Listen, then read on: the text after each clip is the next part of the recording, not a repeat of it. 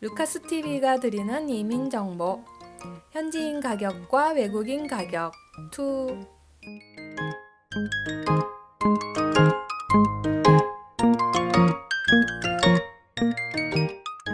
안녕하세요 여러분.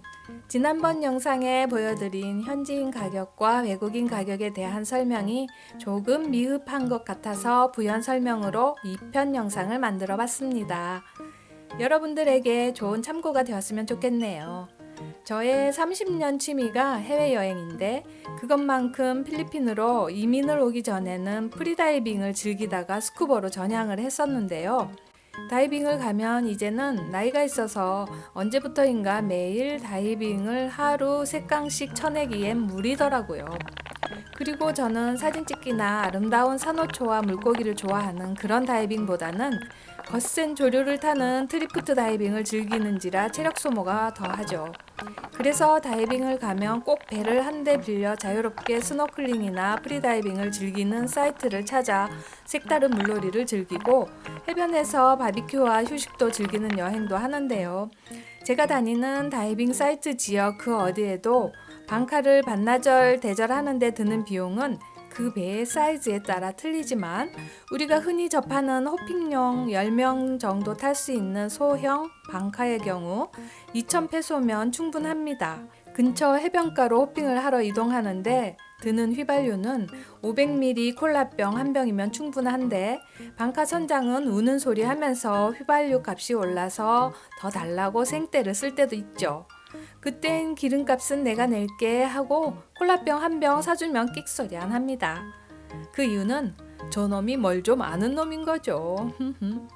제가 알기로는 방카의 모터가 2기통짜리 오토바이와 같은 모터여서 50페소 정도 기름을 넣으면 앙헬레스 프렌드십에서 바발라캇을 지나 반반이란 동네까지 거리에 가고도 남을 기름이 되거든요.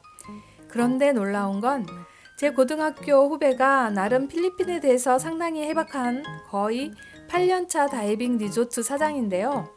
방카를 한 대 렌트해서 호핑을 다니고 싶다고 하니 선배님, 요즘 얘네들 가격을 많이 올려서 5,000페소는 달라고 할 겁니다. 그러더군요. 그래?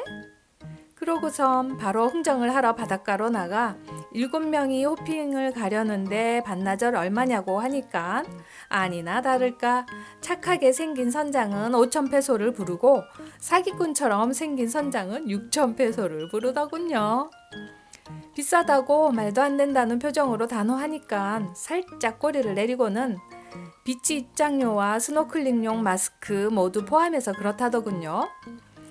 비치 입장료 7명이면 350페소고 스노클 대여비 100페소 7명이면 700페소니 약 1000페소 이상은 디스카운트를 받을 수 있겠다 싶어서 그럼 입장료와 스노클 장비는 필요 없으니 2000페소에 가자고 하니 말도 안 된다고 화를 내더군요. 필리핀 사람과 흥정을 할 때 화를 내면 들켰다는 뜻이라고 제 나름대로 해석을 하는데요. 이 친구들도 나한테 들킨 거죠. 내일 오전 10시에 땡땡 다이버 리조트에서 출발할 거니 2,000페소에 가려면 오고 안 오면 우린 그냥 지프니 타고 화이트비치 나갈란다 하고 돌아서는데 한 명이 걸려들었습니다. 보스! 3,000페소! 나는 좋다고 하고 입장료와 스노클 장비 모두 포함이다 라고 못을 박았죠. 어차피 방카엔 기본 스노클 장비와 구명조끼는 비치되어 있으니 선장은 입장료만 내면 되는 거죠. 그렇게 결국 방카는 1,950페소에 렌트를 한 거죠. 그리고 다음날 아침 9시부터 다이버샵 앞에서 식사를 하는데 앞에서 진을 치고 기다립니다. 혹시 다른 방카에 더 좋은 가격으로 호핑을 나갈까봐 감시를 하는 거죠. 한번 생각해 보세요. 작은 방카 선주가 하루 반나절 자신의 배와 일하고 무려 2,650페소를 벌게 됩니다.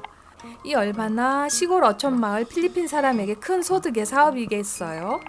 항상 선장은 보조 한 명을 데리고 나오는데 그 보조 일당이 겨우 200페소입니다. 그마저도 가족을 데리고 나오죠.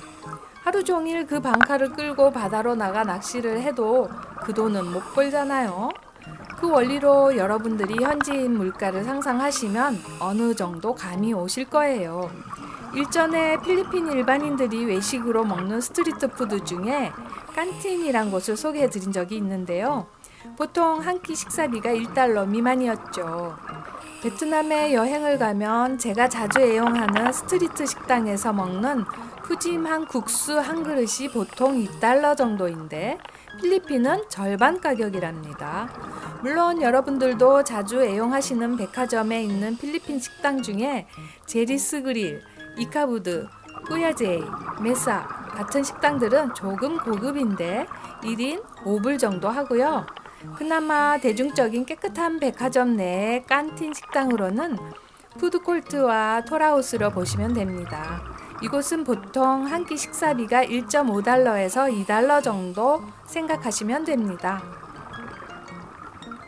다음 편에는 백화점 물가와 로컬 시장 물가 그리고 로컬몰 물가를 비교해서 안내해 드릴게요.